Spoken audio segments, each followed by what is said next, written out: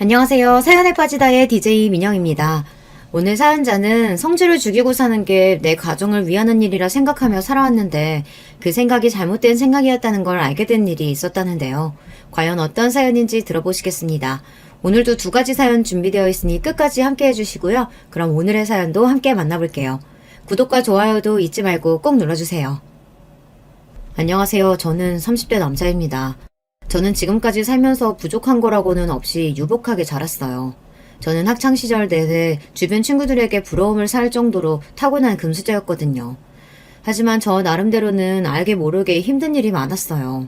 제가 가장 사랑했던 어머니께서 중학교 때 교통사고로 돌아가시고 나서부터 저는 철저하게 외톨이처럼 살았거든요. 집 밖에서야 친구들과 잘 어울리고 밝은 척 했지만 집 안에서는 항상 혼자였습니다. 어머니가 돌아가셨다는 슬픔은 잠시였고 아버지나 다른 형제들은 금세 본인들의 삶으로 돌아갔어요. 하지만 못난 저는 슬픔에 빠진 채 공부도 하지 않고 방에만 처박혀 울고만 있었습니다. 너 성적이 이게 뭐야? 그래서 의대 근처라도 가겠어? 네 엄마가 막중이라고 오냐오냐 곱게만 키웠으니 사내 자식이 나약해 빠져서는 에휴. 제 성적이 별로여도 저는 상관없어요. 전 형들처럼 절대 의대 갈 생각 없으니까요. 아버지부터 형들 셋까지 모두 다 의사이거나 의대를 다니고 있다 보니 아버지는 저도 당연히 의대에 가야 한다고 하셨습니다. 아버지는 의사가 아니면 자식 취급을 안 하셨어요. 아버지가 병원장이고 형들이 다 의사인데 네가 의대 안 가면 도대체 뭘 하겠다는 거냐? 하는 일도 없이 아버지 돈으로 먹고 놀겠다는 거야? 의사 말고도 할 일이 수두룩한데 먹고 놀기는 왜 먹고 놀아요? 저도 제가 알아서 제 앞가림은 하고 살 테니까 걱정하지 마세요. 지금 생각하면 저도 그때가 사춘기였나 봅니다. 아버지든 형들이든 다들 저에게 하는 소리가 다 듣기 싫고 그냥 세상이 다 싫었어요. 아이고 말은 잘하지. 더 살아봐라. 그렇게 네 멋대로 산다고 인생이 마음대로 사라지나. 나중에 나한테 도와달라고 울고불고 매달리지나 마라. 절대 그런 일 없으니까 아버지도 저한테 신경 끄세요. 저희 아버지는 유명 병원 병원장이시고 형들도 셋 다 의사예요. 형들은 학창시절 내내 전교 1, 2등을 놓친 적이 없는 천재들이었는데도 의대를 가겠다고 재수까지 해서 결국은 다들 의사가 됐습니다. 아버지께서 워낙 엄하고 권위주의적인데도 형들은 아버지 말이라면 반항 한번 하지 않고 그대로 따랐어요. 그러다 보니 우리 집안에서 저만 돌연변이었죠. 저는 중학교 때까지는 그런대로 공부도 하고 친구도 제법 많았는데 어머니께서 돌아가시고 나서는 성적도 반토막이 나고 친구 관계도 엉망이었습니다. 아버지는 그런 저를 한심하게 생각하셨지만 저는 괜찮았어요. 이제 제 곁에 어머니도 없으니 이 세상에서 저는 혼자라고 생각했거든요. 제가 매일 방에 처박혀 아무것도 안 하고 있으니 아버지는 저를 가만히 두고만 볼 수 없었는지 과외 선생님까지 붙여서 어떻게든 공부를 시키려고 했어요. 그래도 제 성적은 그대로였고 변하는 게 없으니 아버지는 불안해 하셨습니다. 아들 넷을 모두 다 의사로 만들어야 본인이 계획한 대로 되는 건데 그 계획을 제가 자꾸 방해하니 성에 차지 않으시는 거죠. 아버지는 저를 의대에 보낼 수만 있다면 뭐든지 하겠다고 하셨습니다. 그러면서 형들에게 했던 대로 저에게 조건을 걸었습니다. 의대만 가면 아버지가 차도 뽑아주고 네가 가고 싶다는 유럽 현행여행도 보내줄게. 제발 의대만 가. 의대가 무슨 옆집도 아니고 아버지가 가라고 하면 내가 무조건 가야 돼? 형 셋이나 의대 보냈으면 됐지. 욕심 좀 그만 부리세요. 아버지는 좋게 좋게 어르기도 하고 강압적으로 외출 금지에 핸드폰도 뺏어보고 갖은 방법을 다 쓰셨지만 저는 형들과는 달랐습니다. 저에게는 통하지 않았어요. 아버지나 형들은 본인들이 나온 대학이나 의사라는 직업에 대해 자부심을 느끼는 것 같았지만 제가 보기엔 그렇지 않았습니다. 어머니가 교통사고를 당해 곧장 구급차를 타고 아버지 병원 응급실에 도착했지만 어머니는 수술을 받으시던 중 돌아가셨어요.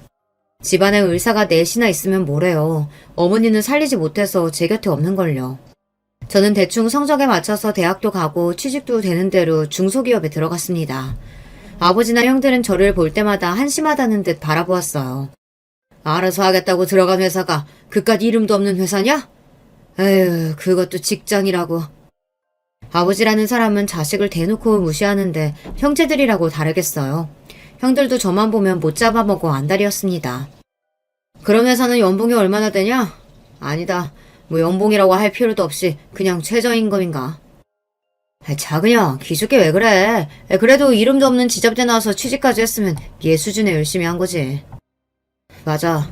나 최저임금 받으면서 일하고 있고 내 주제에 취직이라도 해서 다행이다 싶어. 역시 의사라 그런가? 형들은 모르는 게 없네. 참 똑똑해. 어릴 때도 형들은 자기들끼리 어울려 놀았어요. 어머니께서 막내인 저만 끼고 논다고 형들이 질투를 했거든요. 그런 형들 사이에서 자라다 보니 저는 웬만해서는 형들이 하는 말에 타격감이 없었어요. 그래봤자 공부만 하던 애들이라 붙어봐야 제가 이기거든요. 형이고 아버지고 그러면 그럴수록 저는 더 가족들에게 거리를 두고 지냈습니다. 가끔은 저도 제가 한심하다고 느껴질 때가 있었습니다. 이렇게 아무 생각도 없이 꿈도 없이 하루하루 숨만 쉬듯 버티듯 사는 게 맞나 싶어서요. 그러던 중에 저에게도 제 편이 생겼습니다. 아내를 만났어요. 아내는 제가 살면서 만난 사람 중 제일 착한 사람이에요. 제가 다니던 직장에서 동료로 처음 만났는데 회사에서도 선배든 후배든 동료든 누구에게나 친절하고 다정했어요. 아내와 함께 다니던 회사에 장애인 직원이 한 명 있었는데요. 그 직원이 농인이었는데 언제부턴가 아내가 그 직원이랑 수어로 대화하더라고요. 알고 보니 그 노인 직원과 함께하는 업무가 많았던 아내는 그 직원을 위해 따로 수어를 배우고 있었더라고요. 단순히 수어에 관심이 있어서 배운 걸 수도 있지만 저는 그런 아내가 천사처럼 보였습니다. 저는 아내에게 반해서 반년을 짝사랑하다 어렵게 고백을 했습니다. 아내는 제 고백을 받아줬어요. 아직도 저는 그때가 꿈만 같아요. 아내도 저에게 마음이 있다는 게 믿을 수 없이 기뻤거든요. 아내와 저는 사내 연애를 1년 정도 하다가 결혼하기로 했습니다. 하지만 행복도 잠시 아버지께서 저와 아내의 결혼을 반대했어요. 예상은 하고 있었지만 그래도 막상 아버지께서 아내를 바로 앞에 두고도 결혼은 안 된다고 단호하게 하시니 저로서는 화가 나더군요. 학벌 직업 뭐 하나 내세울 게 없으면 집안이라도 좋아야지. 이거 뭐 볼 거라고는 어린 나이 말고 아무것도 없으니 결혼은 무슨 결혼이야? 대충 연애나 하다가 헤어져. 아버지, 아무리 제가 미워도 저랑 결혼하겠다고 인사드리러 온 여자한테 그렇게 무례하게 하셔야겠어요? 준양씨 그만해. 아버지 앞에서 그렇게 소리를 지르면 어떡해. 아버님이 보시기에 제가 부족해 보일 수 있지만 그래도 저 준영씨 많이 좋아해요. 결혼해서 잘 사는 모습 보여드릴 테니까 예쁘게 좀 봐주세요. 아내는 대단한 게 아버지처럼 무례하고 몰상식한 사람 앞에서도 밝게 웃으며 예쁘게 봐달라고 했어요.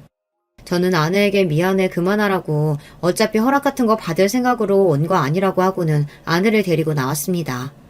이미 제가 아내와 결혼하기로 마음먹은 이상 아버지께서 반대하셔도 할 생각이었거든요. 너는 도대체 언제 철들려고 그러냐? 형들 보면서 뭐 느끼는 거 없어? 형들 봐라. 의대 나와서 의사하니까 저절로 의사한 애가 따라오잖아. 에이, 근데 너는 내가 속상해서 원. 아무튼 네가 아무리 한심한 놈이라도 의뢰병원장 아들인 건 사실이니까 그 여자하고는 헤어지고 주말부터 당장 선이나 보고 장가가라. 그 이후에도 아버지는 저를 찾아와서까지 말도 안 되는 소리를 하셨습니다. 아내와 당장 헤어지고 본인이 정해준 여자와 선을 봐서 결혼하라고 했어요. 저는 더 아버지와 이야기할 것도 없이 아내와 혼인신고를 해버렸습니다. 아내는 그래도 아버지께 허락을 받아야 한다고 했지만 저는 그러고 싶지 않았어요. 제가 30년을 넘게 봐온 아버지는 한 번 아니라고 하면 절대 고집을 꺾지 않아요. 괜히 아버지 허락받겠다고 기다리다가는 평생 아내와 결혼 못할 게 뻔합니다. 저는 잔인 장모님께 허락을 구하고 당시에 제가 혼자 살던 원룸 월세집에서 살림을 시작했습니다. 저는 아내만 있으면 세상을 모두 다 얻은 것 같았는데 아내는 아니었어요. 아내는 매일 저만 보면 미안하다고 했습니다. 본인 때문에 제가 아버지와 등을 지고 사는 것 같아 미안하다고요. 저는 아니라고 원래부터 아버지와 형제들은 남처럼 살았다고 그렇게 이야기를 해도 아내는 이 모든 상황이 자기 때문이라고 생각했어요. 아내와 혼인신고를 하고 1년 동안 본가에는 가지 않았어요. 아버지도 저에게 실망해서 다시는 보지 말고 살자고 거의 을절한 상태였거든요. 아내는 명절만 다가오면 얼굴이 어두워져서 속상해했어요. 아내의 그런 모습을 보면 저도 미안했습니다. 우리 집이 아니라 다른 보통의 시댁이었다면 아내는 굉장히 사랑받는 며느리가 됐을 거예요. 아내처럼 착하고 마음씨가 고운 사람을 못 알아본 아버지가 원망스러웠습니다. 그러던 중 일이 있었어요. 요양원에 계시던 외할머니께서 돌아가셨습니다. 어머니가 돌아가시고 저를 돌봐주셨던 외할머니께서 돌아가셨다는데 제가 빠질 수는 없으니 고민 끝에 아내와 함께 장례식장에 갔습니다. 그곳에서 1년 만에 아버지와 형제들을 만난 거예요. 아버지는 저와 아내를 보고도 아는 체를 안 했는데 마침 저를 발견한 막내 형이 다가오더라고요. 아예 을들하고 살 것처럼 나가더니만 그래도 할머니 돌아가셨다고 하니까 오긴 왔구나. 나한테 엄마나 다름없는 외할머니가 돌아가셨는데 당연하지. 그때였습니다. 막내 형 옆에 있던 푼수 같은 형수들이 불쑥 다가와서는 자기들끼리 궁시렁거렸어요. 어머, 그럼 이쪽이 막내 동서? 반가워요. 나 서방님 막내 형수예요. 동서, 아버님도 계신데 말 조심해야지. 막내 동서는 무슨 막내 동서야. 식도 안 올렸는데. 형수들은 여전했습니다. 형들하고 도플갱어처럼 똑같이 천생연분이더니만 여전히 재수가 없더라고요. 처음 뵙겠습니다. 오수연이라고 합니다. 그때 아내가 허리를 푹 숙이더니 차분하게 인사를 건넸어요. 역시 아내는 저보다 그릇이 큰 사람이었어요. 저라면 인사고 뭐고 그 자리에 오고 싶지도 않았을 텐데 본인도 할머님께 인사드리고 싶다고 따라왔어요. 그때였어요. 자리에 앉아 내내 저를 노려보고 계시던 아버지께서 버럭 소리를 질렀습니다. 다들 장례식장 입구 막고 서서 뭐하는 거야? 어른을 봤으면 인사부터 해야지. 다들 이리 와서 앉아. 아버지의 호통에 사실 저도 좀 놀랐어요. 저를 보면 당연히 모르는 척 하실 줄 알았는데 저와 아내에게도 자리에 와서 앉으라고 했습니다. 그런데 알고 보니 아버지께서 저와 아내를 부르신 이유가 있었더라고요. 외할머니께서 돌아가시면서 아버지께 부탁을 하셨대요. 우리 막내 손주, 자네가 성에 안차 하는 건 아는데 그래도 엄마 두고 먼저 떠난 우리 딸내미 생각해서라도 좀 봐줘. 그래도 우리 막내 손주가 먼저 간 우리 딸 제일 많이 닮았잖아. 외할머니는 어릴 때부터 제일 겁도 많고 마음이 여린 저를 볼 때마다 아들 넷 중에 제가 제일 어머니를 닮았다고 하셨어요. 어머니가 돌아가시고 나서도 그런 제가 안쓰러워 매일 품에 안고 재워주셨습니다. 그런 외할머니의 유언이니 아버지도 안 들어주실 수 없었던 거죠. 사람들 보는 눈도 있는데 내 자식이 식도 안 흘리고 월세 산다는 게 말이 돼? 빠른 시일 내에 결혼식 날짜 잡고 집도 알아봐라. 아버지는 제 눈도 마주치지 않고 무뚝뚝하게 말씀하셨지만 저와 아내를 받아주셨습니다. 결혼식도 하고 집도 구해줄 테니 이사하라고 하셨어요. 저는 처음으로 아버지에게 감사하다는 말을 했습니다. 아버지도 순순히 감사하다고 하는 제 말에 놀라신 것 같았지만 저는 진심이었어요. 저도 이제 예전의 제가 아닙니다. 자존심이고 뭐고 아내도 생겼고 앞으로도 아이도 생길 텐데 내 가정을 위해서라면 아버지가 주시는 도움은 다 받고 싶었어요. 그렇게 아버지와 화해 아닌 화해를 하고 장례식장을 나오는데 주차장에서 형들과 형수들을 마주쳤어요. 언제 봐도 얄미운 형수들은 굳이 제 아내에게 안 해도 될 말을 한마디씩 했어요. 이제 그 식도 올리면 우리 막내 동서 되는 건데 통성명은 해야죠. 우린 다 동문이고 같은 병원에서 근무해요. 막내 동서는 어느 대학 나왔어요? 작은 형수, 가족끼리 원래 무슨 대학 나왔는지 그런 거 물어보면서 통성명하는 건가요? 어머, 우리야 뭐 다들 동문인 경우가 많으니까 자연스럽게 물은 건데 무례했으면 미안해요 동서. 아닙니다. 다들 의사 선생님이시라는 이야기 준영 씨한테 들었어요. 너무 대단하고 멋있으세요. 우리 시댁에서는 당연한 건데 대단할 게 뭐 있나. 동서가 특이한 거지. 동서는 좋겠다. 시아버지 병원에서 일 안 해서. 우린 직장 대표가 시아버지라 눈치 엄청 보면서 일하거든. 형수들이 하는 말들은 아버지 말보다 더 들을 가치가 없었어요. 의사라는 양반들이 입만 열었다 하면 자기들 자랑이니까요. 형수, 아버지 병원에서 일하시는 거 그렇게 힘들면 제가 대신 아버님한테 말씀드릴까요? 형수 힘들어서 그만두고 싶어 한다고?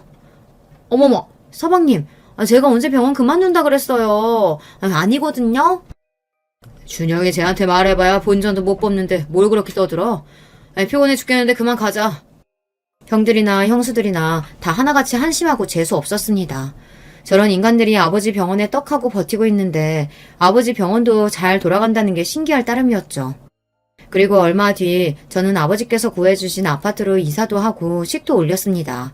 제가 능력이 안 돼서 아버지께 도움을 받는다는 게 자존심이 상하기도 했지만 그래도 제 아내는 이런 대접을 받을 만한 사람이 마땅하니 앞으로 제가 아버지께 이 도움을 갚으며 살아야겠다 하는 마음으로 살기로 했습니다. 그래서 다시 아버지 병원에 한 번씩 나갔어요. 사실 제가 20살 때부터 아버지 병원에 주차를 도우러 아르바이트를 갔었어요. 아버지 병원이 규모는 큰데 오래돼서 주차시설이 안 좋거든요. 결혼하고 따로 인사도 못 드렸다고 아내도 아버지께 인사드리고 싶다고 주말에 함께 병원에 갔습니다.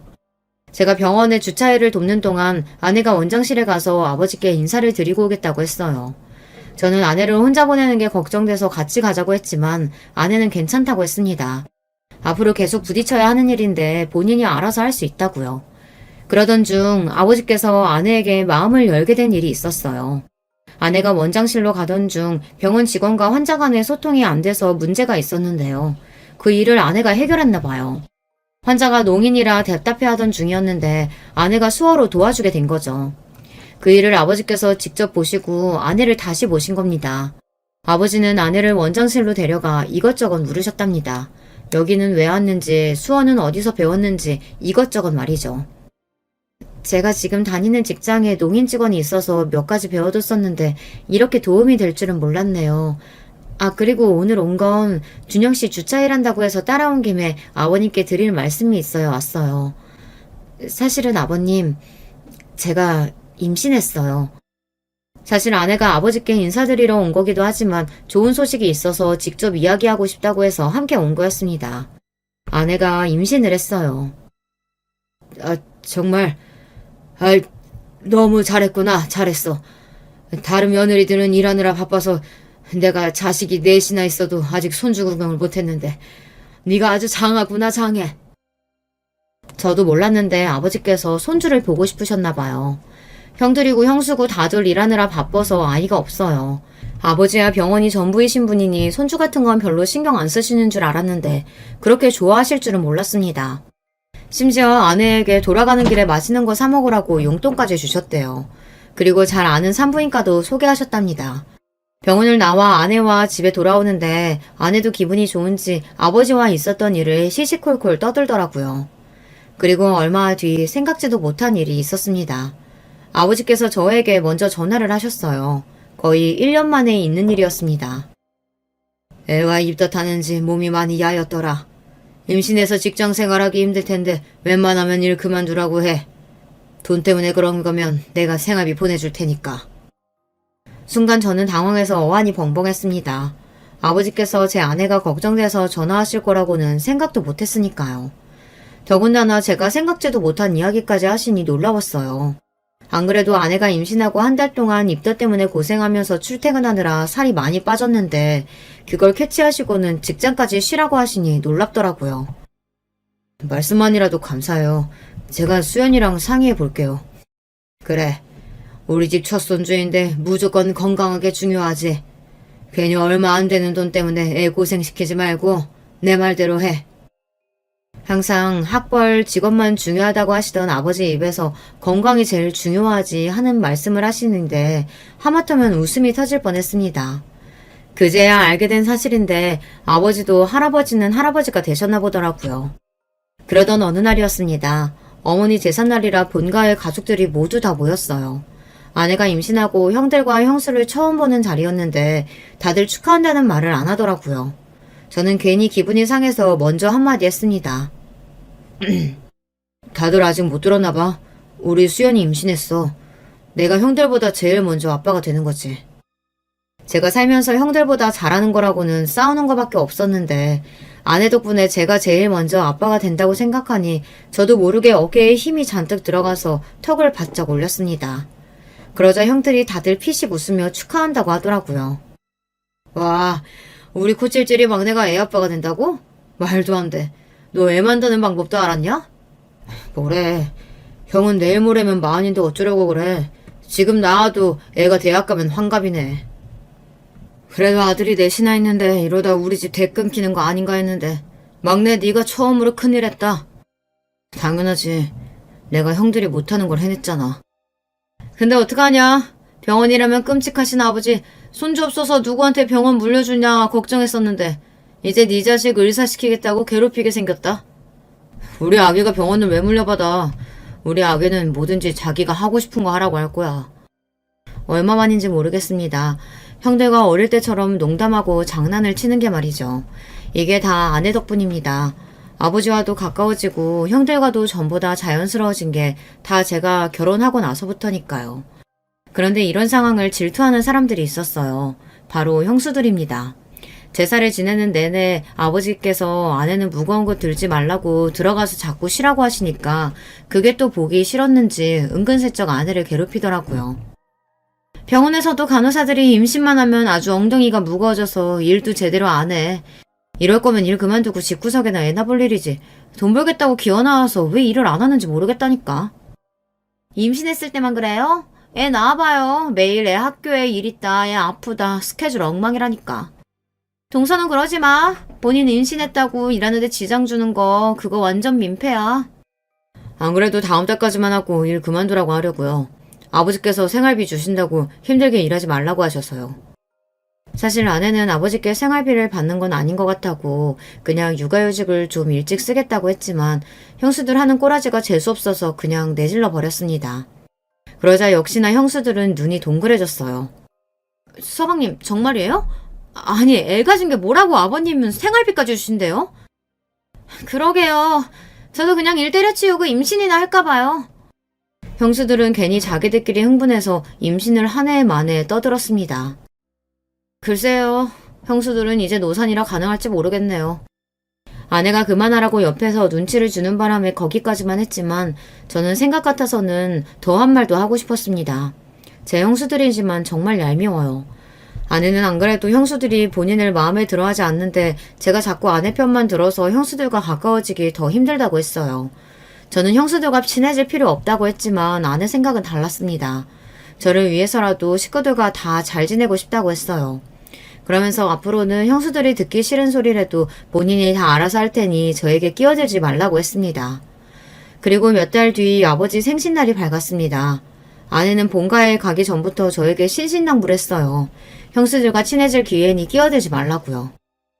여보 뭐해? 얼른 가서 음식 차리는 거라도 도우려면 지금 출발 빨리 해야 돼. 아내는 시아버지 생신이라고 일찍부터 일어나 미역국을 끓이고 후식으로 먹을 케이크와 쿠키를 직접 만들었어요. 형수들이 출장 뷔페 불렀다고 몇 주 전부터 생색내는 거 못 봤어? 힘들게 만들어 가봐야 좋은 소리도 못 들을 텐데 새벽부터 뭐하러 고생했어. 출장 뷔페도 좋지만 그래도 생신인데 며느리가 직접 만든 음식도 드셔보시면 더 좋을 것 같아서 내가 준비했지. 어때? 이쁘지?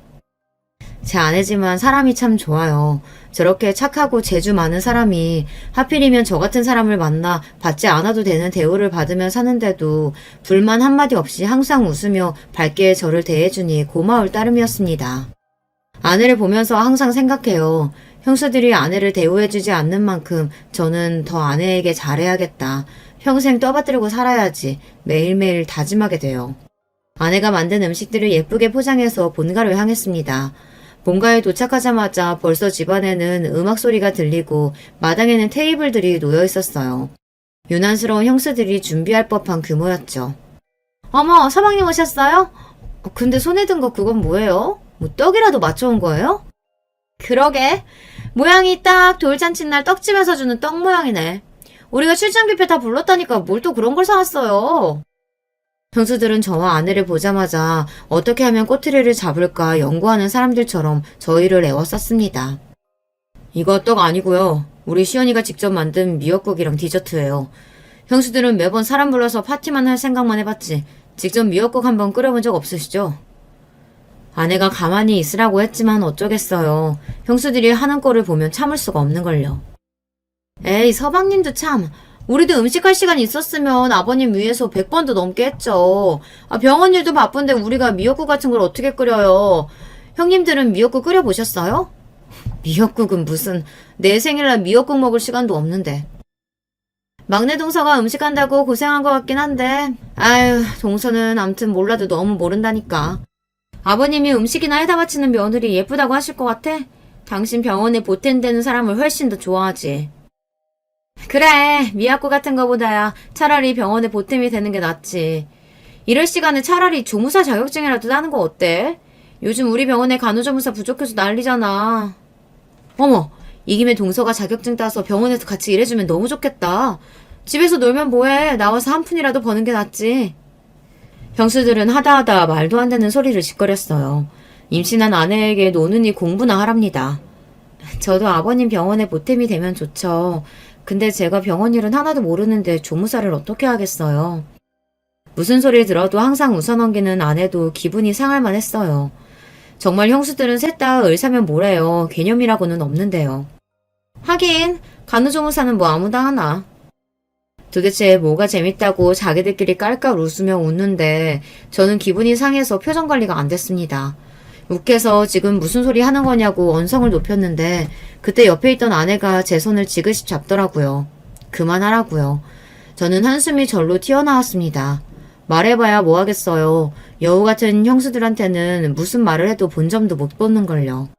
최소 꼬리 9개씩은 달린 형수들하고는 잠깐도 더 있고 싶지 않았습니다. 그럼 아버지 병원을 위해서 열심히 일하신 형수님들은 마저 하던 일 하세요. 저희는 아버님께 인사드리러 갈게요. 저는 아내 손을 단단히 붙잡고 구미호 같은 형수들 틈에서 벗어났습니다. 아내는 아무렇지 않은 척 미소 짓고 있었지만 얼마나 긴장했는지 손에는 땀이 흥건했어요. 저는 아내에게 미안해서라도 이 생일 파티가 한시라도 빨리 끝났으면 좋겠다 싶었습니다. 그런데 그 정도는 애교였어요. 생일 파티가 시작되고 나니 형수들은 대놓고 제 아내를 무시하기 시작했습니다. 아무리 생일이라도 그렇지 가족들끼리 모이는 자리에 병원 직원들도 초대해서 집안의 가족들보다 아버지 병원 직원들이 훨씬 더 많았어요. 그러다 보니 저와 아내는 낄 자리가 없었습니다. 아내는 자리에 멍하니 앉아있는 게 민망했는지 주방으로 들어가 일하시는 분들 일손을 도왔어요. 제가 하지 말라고 해도 가만히 앉아있는 게 더 힘들다고 하더라고요. 그럼 자기가 해온 미역국이랑 쿠키 아버지께 가져다 드리자. 인사도 못 드렸는데 저렇게 그냥 두면 아버지가 자기가 해온 것도 모를 거야. 일찍 도착해서 아버지께 인사를 드리려고 몇 번이나 방에 갔는데도 아버지께서 방에 안 계셨어요. 병원 직원들이 워낙 많다 보니 아버지께 따로 인사드릴 시간조차 없었습니다. 저는 아버지의 생신을 축하드리는 것보다 아내가 해온 미역국과 디저트를 아버지에게 맛보게 해드리고 싶었어요. 그래서 따로 준비해서 저와 아내가 들고 아버지가 계신 테이블로 갔습니다. 그런데 그때였어요. 저와 아내가 쟁반을 들고 있으니 출장 뷔페 직원인 줄 알았는지 병원 교수님 한 분이 아내에게 물은 어디 있냐고 물은 거예요. 저는 순간 기분이 상했지만 애써 표정을 가다듬고 그 손님에게 인사를 드린 뒤 이 원장님 막내 며느리라고 인사를 시켰습니다. 안녕하세요 교수님, 오랜만에 뵙겠습니다. 이쪽은 제 안사람이에요. 이 원장님 막내 며느리요. 어머머, 원장님 막내 아들이었구나. 오랜만에 봐서 못 알아봤어요. 어머, 죄송해요. 음식을 들고 계시길래 당연히 출장 뷔페 직원인 줄 알았어요. 이건 제 안사람이 아버지 생신이라 직접 만들어 온 음식들이라 저희가 가지고 온 거예요. 교수님도 쿠키 좀 드셔보시겠어요? 어머, 너무 맛있다. 솜씨가 너무 좋네요. 요즘 세상에 이런 며느리가 어딨어요. 우리 이 원장님 너무 좋으시겠다. 화기애애한 분위기 속에 이야기를 나누고 있는데 그때였어요. 언제 나타났는지 형수들이 갑자기 나타나 끼어들었습니다.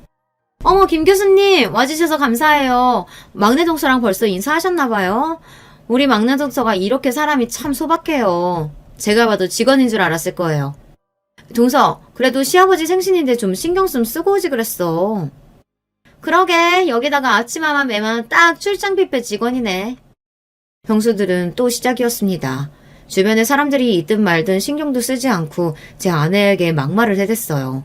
듣고 있던 교수라는 사람도 민망했는지 후다닥 자리를 옮길 정도였죠. 형수들 제발 좀 그만해요.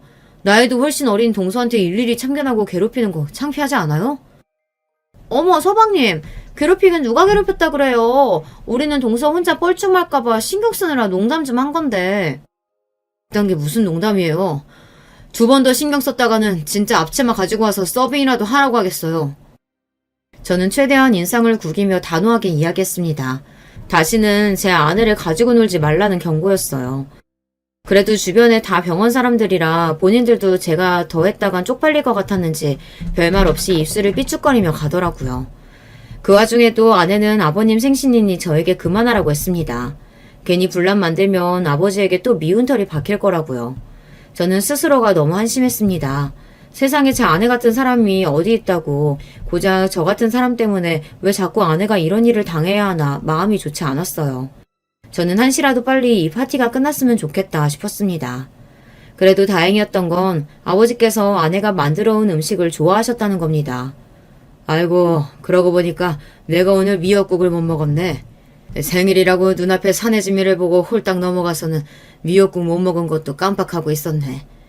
막내야 고맙다. 역시 너는 마음이 참 따뜻해. 이 쿠키도 너무 맛있다. 꼭 빵집에서 파는 것 같아. 아버지는 아내가 만든 케이크랑 쿠키가 너무 훌륭하다며 이런 재주가 있었는지 몰랐다고 하셨어요. 달지도 않고 깔끔한 게 나이 든 사람들이 먹기 너무 좋다고요. 그러면서 아버지 주변에 앉아 계신 다른 교수님들에게 아내를 소개하시는데 그 모습이 저까지 기분이 좋았습니다. 우리 막내놈 알지? 형들 다 의대 다니면서 공부할 때 혼자 기타나 튕기고 다니면서 놀기만 하길래 사람 부실이나 하고 살까 했는데 그래도 처복은 있는지 아들 중에 장가는 제일 잘 갔어. 그 순간 테이블 주변에는 정적이 흘렀습니다. 그럴 만한 게 아버지께서 저런 이야기를 하실 줄은 몰랐어요. 아버지처럼 무뚝뚝하신 분이 웬일로 아내에게 칭찬을 아끼지 않았습니다. 심지어 며느리 넷 중에 제일 착하고 남편에게 잘한다는 소리까지 하셨어요. 아들 중 제가 장가를 제일 잘 갔다고요. 물론 저도 그렇게 생각하지만 아버지도 저와 같은 생각을 하고 계실 줄은 몰랐습니다. 아버지처럼 학벌 직업이 세상의 전부라고 생각하시는 분이 아내를 이 정도로 좋게 보고 있는 줄은 몰랐어요. 지금까지 한 번도 그런 이야기를 하신 적이 없었던 아버지께서 아내에 대해 그렇게까지 이야기를 하시니 그 자리에 있던 사람들은 모두 다 놀랐습니다. 특히나 형수들이 많이 놀란 것 같았어요. 형수들은 지금까지 자기들이 좋은 대학 좀 나오고 의사라는 이유로 자기들이 세상에서 제일 잘난 줄 알고 살면서 만만한 아내를 매일 무시하고 업신여겼었는데 아버지께서 다들 있는 앞에서 아내에게 며느리 중 제일 낫다고까지 이야기하셨으니 속이 부글부글 끓을 게 뻔했죠. 그 모습을 보고 나니 저도 형수들 때문에 화가 났던 감정이 조금 누그러졌습니다. 얼굴이 빨개져 한마디도 못하고 있는 형수들 모습이 고소하더라고요. 그런데 자존심 강한 형수들이 그런 소리를 듣고도 가만히 있을 리 없었습니다. 아버지 생신 파티가 어느 정도 정리가 되고 손님들이 모두 다 돌아간 이후였어요. 아버지는 저와 형들에게 오늘 너무 고생 많았다고 그만들 돌아가 보라고 하셨습니다. 그런데 그때였어요. 형수들이 짠 듯이 셋 다 가방에서 봉투를 꺼내더니 일제히 아버지에게 건넸습니다. 아버님께서 필요하신 게 뭐가 있을까 고민하다가 돈이 제일 좋을 것 같아서 약소하지만 동서들이랑 셋이 100만 원씩 모았어요. 아버님 생신 축하드려요. 집에 뷔페까지 불러줬으면 됐지. 돈은 또 뭐하러 준비했어? 아이고 고맙다 고마워. 다들 고생 많았다. 집에서 손님들 불러놓고 파티를 한다길래 저와 아내는 따로 준비한 게 없었는데 형수들이 일제히 봉투를 꺼내서 아버지에게 건네니 같은 자식으로서 민망하더라고요. 저는 형들까지 원망스러웠습니다. 아버지 생신에 자기들끼리 용돈을 준비할 생각이었으면 저에게도 귀띔이라도 했으면 좋았을걸. 딱 저와 아내만 빼고 자기들끼리 준비해서 보란 듯 봉투를 건네니 더 짜증이 나더라고요. 그런데 그때였어요. 머뭇거리던 아내가 가방에서 조심스럽게 포장된 상자 하나를 꺼내더니 아버지께 건넸어요. 아버님, 이거 제가 아기 내복 만들면서 아버님이랑 세트로 손수건 하나 만들었는데 마음에 드실지 모르겠어요. 아버님 오래오래 건강하시라고 거북이 모양으로 수도 놓았어요. 언제 준비했는지 아내가 아기 내복을 만들던 천과 같은 천으로 아버지 손수건을 만들었더라고요. 아버지께서 좋아하시는 귀여운 거북이 모양까지 수를 놓아서 말이죠. 그런데 그때 옆에 있던 형수들이 킥킥거리며 웃는 소리가 들렸습니다. 그러더니 한다는 소리가 가관이었어요. 어머, 손수건? 저런 거 인사동 가면 1,000원이면 사는 거 아니야? 동서, 막내 동서가 직접 만들었다잖아. 그럼 최소 5,000원은 받아야지. 자기들끼리 속삭인다고 속닥거리는데 그 소리가 저나 아내에게 다 들렸습니다. 에이, 왜들 그래? 예쁘기만 한데. 동서 너무 잘했다. 암튼 동서는 재주도 많아. 이 좋은 능력을 매일 집에서 썩히고 있으니 어떡해? 시간 되면 아예 기저귀도 만들어서 써. 돈도 아끼고 너무 좋겠다. 그 와중에 큰형수는 위안답시고 떠들어대는데 재수가 없어도 너무 없더군요. 저도 참을 만큼 참았습니다. 우리 집에서 나만 돌연변이고 그래서 제 아내까지 무시당하는 거야 잘 알지만 아무리 그래도 이건 선을 넘었어요. 하하, 이게 우리 손주 내복이랑 세트란 말이지? 너무 귀엽다. 고맙다 막내야. 우리 손주 태어나면 내가 이 손수건으로 머리도 닦아주고 입도 닦아줘야지. 제 표정이 아무래도 좋지 않은 게 티가 났는지 아버지께서 애써 아내가 건넨 손수건을 연신 만져보며 고맙다고 하셨어요. 마음에 든다고요. 하지만 저는 이미 내내 붙잡고 있던 이성의 끈이 끊어지고 말았습니다. 더는 저 개념 없는 불려우 셋을 그냥 보고만 있을 수 없었어요. 아버지 그거 아세요? 얼마 전에 기사 났다가 순식간에 사라진 뉴스 하나 있었는데 모 병원 의사들이 작정하고 제약사에 불법 리베이트 요구해서 망신당했다는 뉴스요. 뭐? 그런 뉴스가 있었어? 나는 못 봤는데. 아유, 그런 것들 때문에 우리 같은 멀쩡한 의사들까지 욕먹는다니까. 돈이나 밝히는 것들이 무슨 의사라고. 서방님은 뜬금없이 무슨 그런 소리라고 그러세요. 제가 말을 꺼내자마자 찔리는 게 있는지 작은 형수가 먼저 눈을 흘기며 저를 바라봤습니다. 당황한 건 큰 형수와 막내 형수도 마찬가지였어요. 그 모습을 보는데 저는 더 꼴보기 싫어 들은 채도 하지 않고 아버지에게 더 바짝 다가가서 본격적으로 이야기를 했습니다. 아버지, 제가 얼마 전에 병원 갔다가 들었는데 글쎄 그게 우리 병원 의사들 이야기라네요. 어머 서방님, 그게 무슨 소리예요? 그런 소리 도대체 어디서 들었어요? 당황한 큰형수가 갑자기 제게 달려오더니 제 팔을 붙잡았어요. 그러더니 제 눈을 맞추며 그만하라는 듯 고개를 흔들었습니다. 그 모습을 보는데 저는 웃음이 절로 튀어나왔어요. 이 정도 가지고 쪼시면 어떡해요, 형수? 이제 시작인데. 아버지, 그 기사에 나온 의사들이 바로 형수들이에요. 저도 최근에 알았는데 형수들이 셋이 작당하고 제약사 영업사원들한테 리베이트 요구했다가 거절당하니까 억하심정으로 제약사 바꾸려고 하다가 제약사 영업사원한테 걸려서 기사까지 났더라고요. 그랬습니다. 저도 20대부터 20년 가까이 병원을 왔다 갔다 하다 보니 친한 직원들이 많습니다. 제가 병원장 아들이라는 걸 다들 아니 제 앞에서는 병원 이야기를 다들 쉬쉬하지만 제가 누군지 모르는 들어온 지 얼마 되지 않은 직원들이나 아르바이트생들은 제 앞에서도 이런저런 이야기를 슬슬 터놓더라고요. 그러던 중 형수들이 셋이 작당하고 제약질에 갑질한 사실을 알게 됐습니다. 그 일로 억울했던 제약사에서 기사를 터뜨리니 형수들이 당황해서 곧장 제약사에 사과하고 기사를 무마했나 보더라고요. 행여나 아버지 귀에 들어갈까봐 몸을 사린 거죠. 이 이야기를 처음 들었을 때 아버지께 이야기를 해야 하나 말아야 하나 고민도 했었지만 지금 와서 보니 제가 뭐하러 형수들 비밀을 지켜주나 싶네요. 뭐야? 이게 사실이야? 너희들 정말 그런 짓 한 거냐? 아버지는 자식들에게는 항상 엄하고 고지식해도 평생을 지켜오신 병원에 대해서는 각별하세요. 어떤 환자에게나 공평하고 친절하십니다. 형편이 어려운 환자들을 위해 지원도 아끼지 않으시는 편이고요. 거기다가 병원 내에 직원들 간의 노사 문제나 거래처와의 관계도 굉장히 중요하게 생각하세요. 당신의 병원과 연관된 모든 사람은 다 가족이라고 생각하시는 분인데 며느리들이 작당하고 거래처에 돈을 요구했으니 이건 절대 좋게 넘어갈 문제가 아니었죠. 아버님, 그게 어떻게 된 거냐면요. 사실 저는 모르는 일이었는데 작은 동서 말이 다른 병원 의사들은 다들 그렇게 한다고 해서 저도 모르게 죄송해요. 제가 윗사람으로서 동서를 말렸어야 했는데. 형님, 지금 무슨 말씀하시는 거예요? 리베이트 이야기 처음 꺼낸 건 형님이시잖아요. 맞아요, 형님. 큰형님이 다 책임지겠다고 하셔놓고 이제 와서 이러시면 어떡해요? 가관도 이런 과관이 없었습니다. 형수들은 서로에게 죄를 미루느나 여념이 없었어요. 당신 미쳤어? 도대체 무슨 짓을 하고 다니는 거야? 그치, 우리 자기가 그랬을 리 없지. 이런 일이야 당연히 큰 형수가 주도했겠지. 야, 너 말 다 했어? 네 형수가 하긴 뭐래. 당신 정확히 말해. 리베이트의 리자라도 당신이 먼저 꺼낸 적 있어 없어? 형들까지 나서서 형수들을 나무랐습니다. 형들도 뻔하죠. 본인 아내들의 실수가 본인들에게까지 피해로 돌아올까봐 발을 빼는 거예요. 막장도 이런 막장이 없었습니다.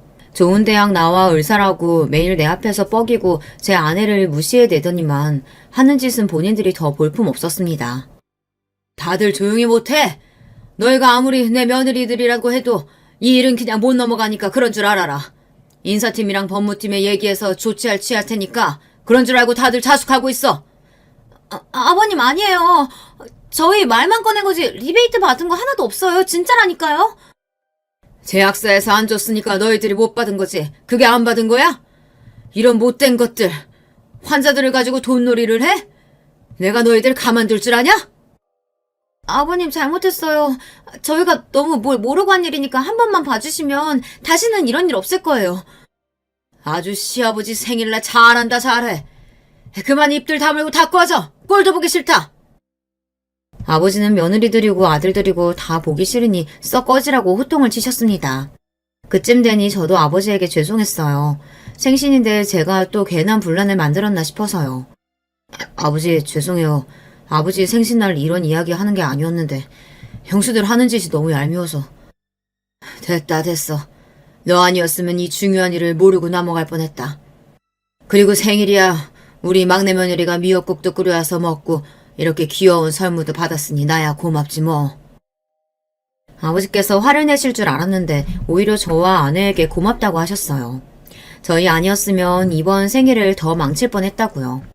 얼마 뒤 아버지께서 가족들을 모두 다 집으로 소집했습니다. 할 말이 있으니 다들 모이라고요. 아버지 생신 파티 이후 병원에는 한바탕 소독이 있었대요. 아버지께서 의사들을 대대로 감사해서 혹여나 지금까지 리베이트 문제가 있었는지 조사하라고 지시했답니다. 며칠 동안 병원이 시끌시끌했다네요. 그리고 아버지께서 직접 형수들이 갑질을 한 제약사에 찾아가 사과까지 하셨답니다. 몇십 년 동안 거래를 해온 거래처인데 당신이 며느리들 교육을 잘못시켜서 서로의 믿음에 스크래치가 생겼다며 다시는 이런 일 없을 거라고요. 그 일이 의사들 사이에서 소문이 나고 형수들이랑 형들이 동료들 사이에서 망신을 당했다네요. 형들은 대학 때부터 의사 집안의 병원장 아들이라고 무지하게 뻐기면서 다녔는데 아내들 때문에 그런 일이 있었으니 당분간은 쪽팔려서 동창회도 못 나갈 거예요. 그뿐만이 아닙니다. 더 대박은 아버지께서 형수들을 잘라버렸다는 거예요. 저도 아버지께서 그렇게까지 하실 줄은 몰랐는데 아버지는 고민 끝에 형수들을 잘라버렸습니다. 그런 짓을 벌여놓고도 내 며느리들이라고 봐주면 병원 직원들이 나를 뭐라고 생각하겠어. 원장 며느리도 잘못하면 잘린다는 본보기를 보여줘야지. 다른 직원들도 돈에 흔들리지 않고 양심적으로 일을 하지 않겠냐. 아버지의 결정에 형과 형수들은 어떻게 이렇게까지 하시냐며 난리를 쳤지만 아버지는 아랑곳하지 않으셨습니다. 이미 의사들 사이에서 소문이 난 상태라 형수들은 재취업도 쉽지 않을 거라고 하더군요. 형수들은 결국 친정에 손을 벌려 개인 병원을 개업하려고 하는 것 같은데 이미 그 바닥에 소문이 다 난 상태라 그마저도 쉽지 않은지 형수들은 저를 만날 때마다 이게 다 저 때문이라고 눈을 흘기더군요. 가만 보면 참 양심이란 게 없는 사람들이에요. 명색이 의사라는 사람들이 그런 개념 없는 짓을 저지르려고 했으면 벌을 받는 게 마땅한 건데 그 와중에도 제 탓을 하니까요. 사방님, 저는 형님들이 시키는 대로 한 거란 거 잘 아시잖아요. 아버님께 저라도 좀 좋게 이야기해주세요. 큰 형수나 작은 형수는 어떻게든 친정에서 도와주려고 하는 것 같은데 막내 형수는 그마저도 잘 안 됐는지 자기는 잘못이 없다고 저에게 아버지에게 한마디만 더 이야기해달라고 졸랐습니다. 형수 친정 베트남에서 사업한다고 바로 얼마 전까지 제 안사람 앞에서 뻐기지 않으셨나요? 다른 형수들처럼 친정에 이야기해서 개업해달라고 하세요. 제가 쪽팔려서 말 못했는데 사실 친정아버지 사업 망해서 한국 들어온 지 꽤 됐어요. 저 이러다가 정말 의사 인생 끝내게 생겼어요. 막내 형수는 제발 아버지에게 한 번만 다시 기회를 달라고 이야기해달라고 했지만 저는 들은 척도 안 했습니다. 저도 저를 무시하거나 막대했으면 이 정도로 단호하게 하지는 않았을 거예요. 아무 잘못도 없는 제 아내를 건드렸으니 저도 참아줄 수 없었습니다. 그 이후 실기한 일이 하나 있었어요. 형수들은 아버지 병원을 떠났고 제 아내는 아버지 병원에 들어가게 됐습니다. 어떻게 병원에 들어가게 됐냐고요?